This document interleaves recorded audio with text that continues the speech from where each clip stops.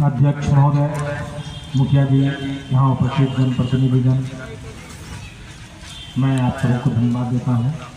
आज हमारे बीच डीएसपी साहब यहाँ आए हैं यहाँ की सुरक्षा व्यवस्था देखने के लिए, ताकि शांति व्यवस्था बनी रहे। हम लोगों ने इससे पहले भी मीटिंग की थी, हम लोगों ने जो जानकारी प्राप्त किया था सर को अवगत कराया है, और उसमें क्या सुधार हो और क्या किया जाए इस पर सर ने सूक्ष्मता से विचार किया है, और अपनी नज़रों से देख करके जो भी कमियां रहेंगी उसको पूरा करने का प्रयास किया जाएगा। इन्हीं शब्दों के साथ मैं अपनी वाणी को विराम देता हूँ। आज वजीरगंज थाना अंतर्गत करवा के इस मैदान के आयोजित शांति समिति की बैठक में उपस्थित थानाध्यक्ष वजीरगंज, मंच पर उपस्थित सभी सम्मानित व्यक्ति, मंच के सामने बैठे हुए सभी परमा गांव के एवं आसपास के सभी सम्मानित व्यक्ति, आप सभी लोगों का स्वागत है। और आज मेरे यहाँ आने का मुख्य कारण यही है कि इस जगह पे जो रावण वध का कार्यक्रम होता है इसकी चर्चा लगातार होती आ रही है, और मुफस्सिल थाना मानपुर में भी जब शांति समिति की बैठक हुई थी तो कुछ लोगों के द्वारा बताया गया था कि यहाँ पे जो कार्यक्रम होता है रावण वध का, वो भी बहुत बड़े पैमाने पे होता है, यहाँ काफ़ी भीड़ लगती है, अतः यहाँ की भी व्यवस्था जो है उसको एक बार देख लिया जाए। इसी वजह से आज मेरा यहाँ आना हुआ है, और रावण वध को लेकर 2-3 चीज़ें हैं जिसके बारे में हम बताना चाहेंगे। जो आयोजक हैं, मेरा आग्रह है कि उन चीज़ों को पूरा करने की कोशिश करें।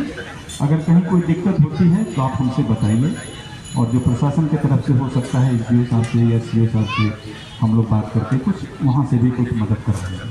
सबसे पहली चीज़ है कि जहाँ पर भी आप पुतला लगाते हैं रावण का, उसके अगल बगल में एक डबल बैरिकेडिंग, बहुत मजबूत बैरिकेडिंग होना चाहिए, क्योंकि जब भीड़ लगती है तो सारा दबाव उसी बांस बल्ले पे रहता है जहाँ पे कि पुतला रहता है। तो जो सबसे आगे वाला बैरिकेडिंग है वो डबल बैरिकेडिंग हो और बहुत ही मजबूत हो। देख लें, कुछ लोगों को उस पर दबाव दिलवा के देख लें कि वो उस समय किसी भी स्थिति में टूटना नहीं चाहिए, गिरना नहीं चाहिए, क्योंकि जितना आयोजन जितना ज़्यादा मनोरंजकदायक रहता है उतना ही ज़्यादा ये समझिए कि दुर्घटना से जुड़ा हुआ भी रहता है। अगर बैरिकेडिंग टूट जाता है और वो जो पटाखा क्रैकर्स फटता है उसके नज़दीक कोई चला जाता है, कोई घायल हो जाता है, तो वो चीज़ें फिर समझिए कि वो जो खुशी का माहौल है वो बिल्कुल बदल जाता है। तो हम लोग का दायित्व है, चाहे प्रशासन हो या आयोजक हैं, पब्लिक हैं, हम लोगों का दायित्व है कि हम जो इस कार्यक्रम को कर रहे हैं उसको इतने अच्छे तरीके से करें कि किसी तरह की कोई घटना दुर्घटना नहीं हो। इसी चीज़ को लेके हम लोग आज यहाँ बैठे हैं। तो पहला चीज़ है कि बैरिकेडिंग आपकी बहुत मजबूत होनी चाहिए। दूसरी चीज़ है कि चीज़ों को नियंत्रित करने के लिए अक्सर हम लोग देखते हैं कि जब भीड़ रहती है ज़्यादा, महिलाएँ भी आती हैं, पुरुष भी आते हैं, लड़के भी आते हैं, आसपास की लड़कियाँ भी देखने आती हैं, तो कई बार छेड़खानी की भी शिकायत हम लोग को मिलती है। तो इस चीज़ को कंट्रोल करने के लिए ऐसे तो हम लोग शादी विवाह में कुछ सिपाही भी लगाएंगे, महिला सिपाही भी रहेंगे, लेकिन भीड़ इतनी ज़्यादा रहती है कि उसमें सिपाहियों की संख्या कम होने के कारण बहुत ज़्यादा पता नहीं चल पाता। तो इस चीज़ को नियंत्रण करने का सबसे अच्छा तरीका है कि हम लोग कहीं कहीं पर CCTV कैमरा लगा देते हैं। वो कैमरा अचानक मान लीजिए कि किसी भी जगह पे रिकॉर्डिंग करता रहता है।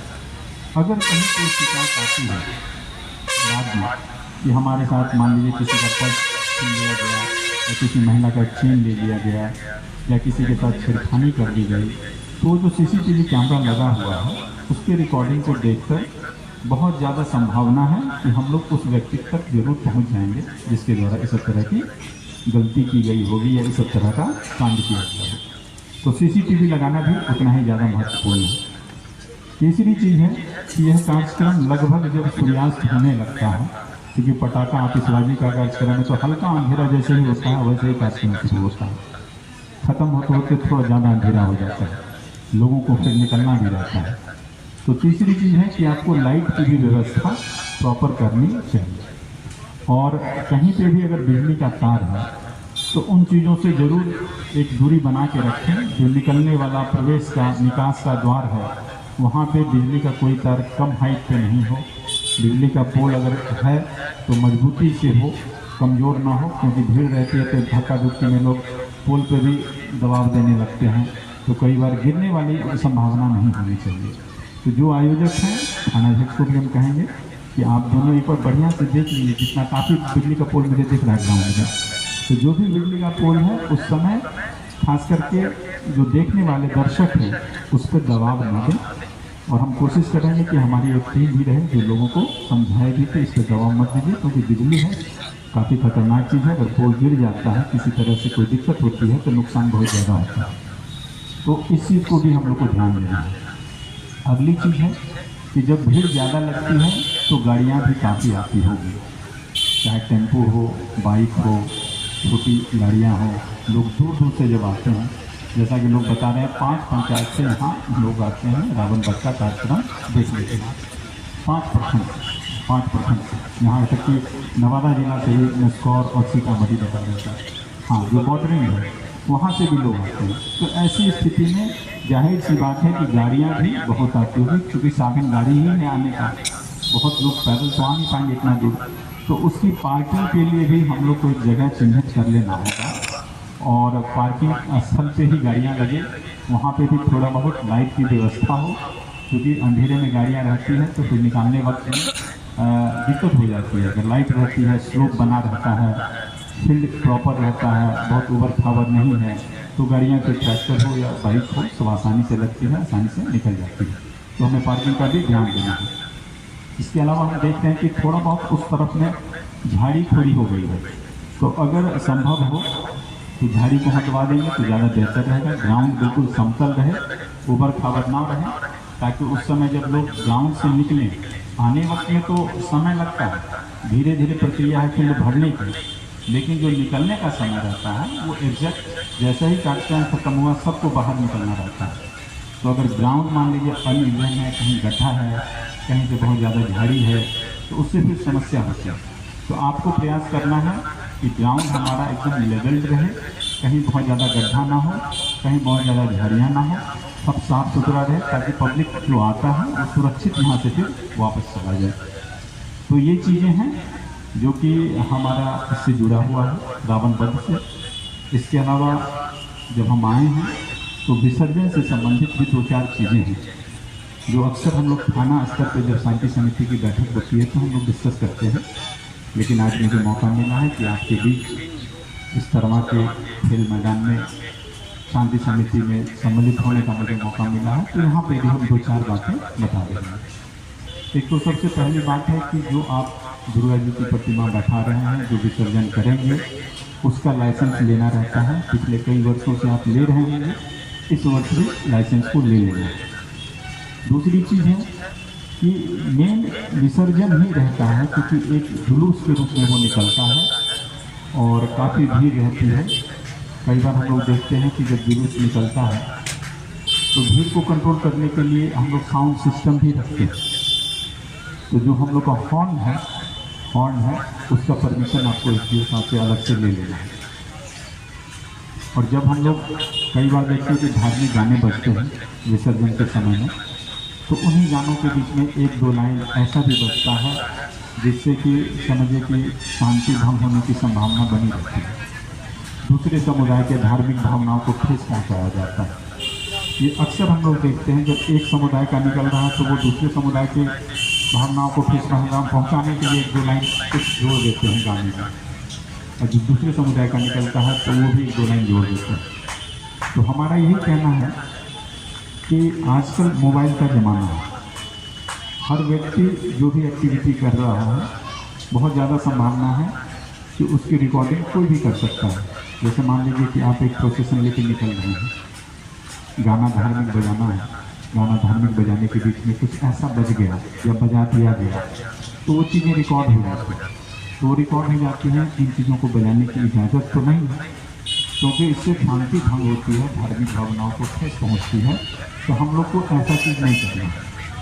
हम लोग को मान लीजिए कि 10 दिन का पर्व है, पर्व को खुशी खुशी मनाना है, अच्छे से मनाना है, एक अच्छे माहौल में मनाना है, ताकि पर्व बीत जाने के बाद हमारे ऊपर किसी तरह की कोई कार्रवाई वाली संभावना नहीं होनी चाहिए। अक्सर हम लोग देखते हैं कि कई बार लड़ाई झगड़ा मारपीट हो जाता है पर्व के जस्ट बाद में। तो जब केस मुकदमा हो जाता है और उसमें जब आप दौड़ने लगते हैं, भागने लगते हैं, 6 महीने तक, साल भर तक बेल के लिए प्रयासरत रहते हैं, तो फिर हम लोग को लगता है कि बेकार हम लोग झगड़ा कर लिए। अगर झगड़ा नहीं किए होते तो 10 दिन का पर्व था, 10 दिन के बाद बीत जाता, फिर हम अपना जो भी व्यवसाय कर रहे थे, बिजनेस कर रहे थे या जॉब कर रहे थे, फिर हम उसी चीज़ में लग जाते। लेकिन उसमें ना लग के हमको अभी थाना, कोर्ट, कचहरी का चक्कर लगाना पड़ रहा है। थोड़ा सा होता क्या है कि आदमी अपने आप पे नियंत्रण नहीं रखता है, जिसके कारण इस तरह की घटनाएं होती हैं। अगर हम सभी बुद्धिजीवी ये मान लें कि हमें दुर्गा पूजा बहुत शांतिपूर्ण तरीके से करना है, अगर किसी के द्वारा कोई गलत काम किया जाता है तो इसकी सूचना हम थाना को देंगे, अगर संभव होगा तो रिकॉर्डिंग करके हम भेज देंगे।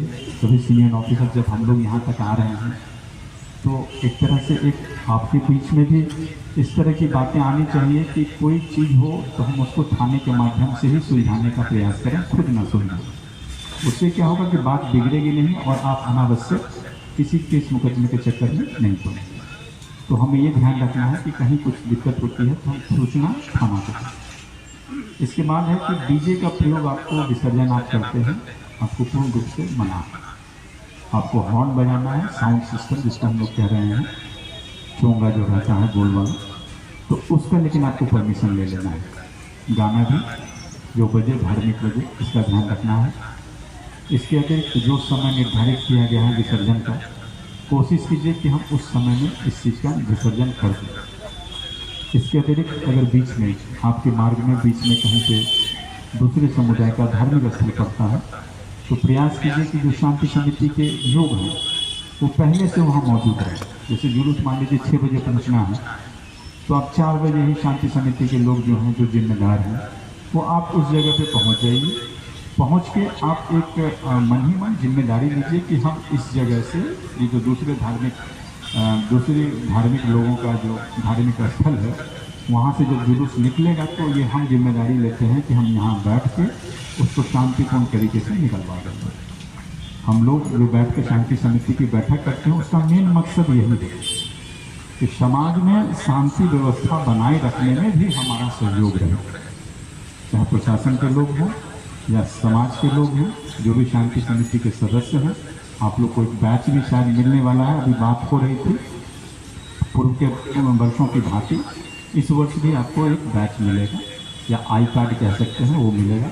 उसको आप लगा के उस दिन चीज़ों को नियंत्रित कीजिए। और इस जुलूस को नियंत्रण करने का सबसे आसान तरीका है कि आप अपने अंडर में कम से कम 20, 25, 30 वॉलंटियर्स रखें। होता क्या है कि जब जुलूस का विसर्जन होता है तो भीड़ काफ़ी लंबी लग जाती है, 500, 1000 लोग तो आम बात है। 2-3 मूर्तियाँ अगर एक साथ हो गई तो 500, 1000 लोग आराम से उस भीड़ में खड़े हो जाते हैं और प्रशासन के साथ चलने लगते हैं। तो लाइन जब लंबी हो जाती है तो एक आयोजक या एक थाना के पदाधिकारी और 4 सिपाही के वश की बात इसलिए नहीं है क्योंकि लाइन बहुत लंबी है। मान लीजिए कि पदाधिकारी अगर जुलूस के आगे हैं तो पीछे कहीं कुछ हो जाती है तो कोई बात, तो उसको जब तक लोग जाएंगे तब तक तो घटना घट गई। तो उस चीज़ को नियंत्रण करने के लिए हमारे पास जो वॉलंटियर्स हैं, 30 लोग मान लीजिए अगर हम बनाते हैं, 5 लोग या 10 लोग आगे रहें जुलूस के, 5-10 लोग पीछे रहें, 5-10 लोग मध्य में रहें।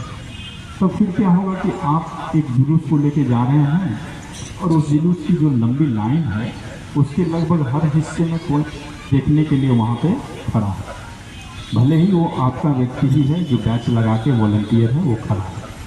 इससे क्या होता है कि एक नियंत्रण करने के लिए अगर आदमी वहाँ है तो छोटी मोटी बात को तो बिल्कुल वो तुरंत नियंत्रित कर लेगा। अगर उसके वश का नहीं है तो तुरंत फ़ोन कम से कम कर देगा कि जो टीम आगे है पुलिस की, ये सब पीछे कुछ हुआ है, एक बार आके देख लेगा। और जब तक आएगा तब तो 2-4 मिनट उसको रोक के रखना है, थाना वाला आ जाएगा, देख लेगा, जिसकी गलती होगी उसको गाड़ी में बैठा दिया जाएगा, उसको कार्रवाई जो भी होगा बनेगा विधि सम्मत उसका दिया जाएगा। मेरा कहना यही है कि आप वॉलंटियर्स को जरूर रखें, ज़्यादा से ज़्यादा वॉलंटियर्स रखें, जिम्मेदार व्यक्ति को रखें, अच्छे छवि वाले व्यक्ति को रखें, जिसकी बात पब्लिक सुनती है या जिसको पब्लिक को कंट्रोल करने का थोड़ा बहुत अनुभव है। अगर ये चीज़ें हो जाती है तो आपका वॉलंटियर्स दुर्गा जी, ये जो आपका रावण वध है उसमें भी बहुत मददगार होगा, और जो जुलूस का विसर्जन होगा उसमें भी बहुत मददगार होगा। तो हमारा यही कहना है मूल बात में कि इसको लेके जो रावण वध है उसको लेके 2-3 चीज़ें हैं जो मैंने शुरू में ही कही थी, एक बार फिर से शॉर्ट में हम बोल दे रहे हैं। सबसे पहला बैरिकेडिंग बहुत स्ट्रॉन्ग होना चाहिए, लाइट की व्यवस्था हो, CCTV कैमरा लगा लीजिए ताकि कोई छेड़खानी वगैरह करता तो हम उसके माध्यम से देख के आइडेंटिफाई कर सकें। कहीं पे झाड़ी वगैरह है तो उसको दूर कर दीजिए, जो आपका पार्किंग स्थल है उसको दुरुस्त कर दीजिए, गाड़ियाँ लग जाए। और इसके अतिरिक्त जो बड़ी गाड़ियाँ हैं जिसको रोकना है, हाईवा हो गया, ट्रक हो गया, और तो जो भी गाड़ियाँ चलती होगी इस रूट में, उसको हम लोग रावण वध के दिन कोई एक समय निर्धारित कर देंगे, उसको अल्टरनेट रूट कौन सा पेट्रोल पंप के ऊपर रेट है तो उधर से हम लोग करेंगे, तो यहाँ आपको ज़्यादा दिक्कत नहीं होगी।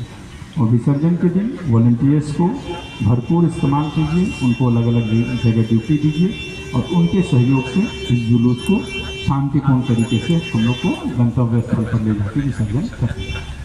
इसमें एक चीज़ रह गया था कि जब विसर्जन हम लोग करते हैं तो कई बार देखते हैं जो बच्चे होते हैं 17 साल 16 साल, वो भी पानी में उतर जाते हैं विसर्जन के समय। तो कई बार घटनाएं घट चुकी है, हम लोग जानते हैं कि लगता है कि हम नहीं डूबेंगे, लेकिन कई बार लोग डूब जाते हैं। अभी भी कुछ दिन पहले लगता है कि वजीरगंज में 1 या 2 बच्चे डूबने की शिकायत आई थी। तो हम लोग को अपना पे नियंत्रण रखना है, जो आयोजक हैं उनको पहले से ये डिसाइड कर लेना है कि जब मूर्ति विसर्जन होगी तो यही 5-6 आदमी हैं जो पानी में उतर के मूर्ति को थोड़ा गहरा पानी मिलेगा। ऐसा नहीं कि वहाँ पे कोई भी बच्चा उसको मन किया कि हम भी मूर्ति के साथ पानी में चले जाएं और वो चला जाए, ऐसा होना गलत है।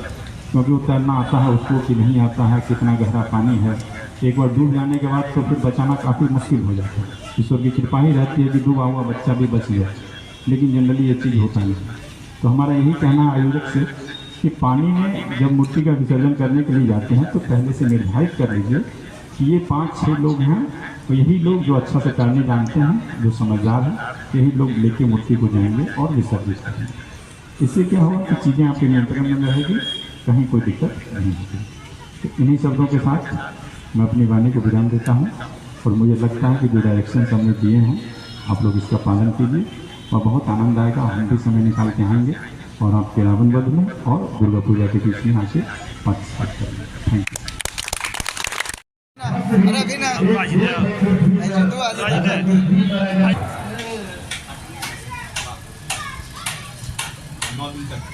हाँ सर, 5वां साल जरा दे फोटो में सर। बहुत कठिन काम माता रानी की कृपा है।